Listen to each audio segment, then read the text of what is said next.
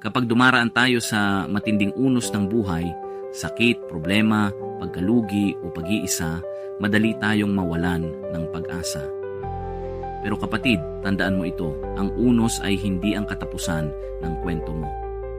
Sa awit 30 verse 5 sinasabi, maaring tumagal ang pag-iyak sa gabi, ngunit dumarating ang kagalakan sa umaga.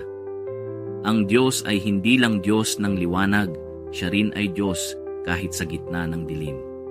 Tandaan mo si Noah, ilang araw silang nasa gitna ng bagyo, pero hindi siya pinabayaan ng Diyos. Tandaan mo si Paul at Silas, habang sila'y nakakulong, umawit sila sa Diyos at isang milagro ang nagpalaya sa kanila. Ang bagyo ay pansamantala, pero ang biyaya ng Diyos ay panghabang buhay. Hindi mo kailangang makita ang araw para malaman na nandyan pa rin ito. Ganon din ang Diyos. Kahit hindi mo siya nararamdaman, siya ay kasama mo. Kung may problema ka sa pamilya, may pag-asa. Kung may sakit ka, may kagalingan. Kung nawalan ka, may bagong simula. Walang bagyong kayang talunin ang plano ng Diyos sa buhay mo. Kumapit ka, manalig ka, dahil may pag-asa sa likod ng unos. Kung na-inspire ka sa mensaheng ito, huwag kalimutang i-like, i-share, at i-subscribe.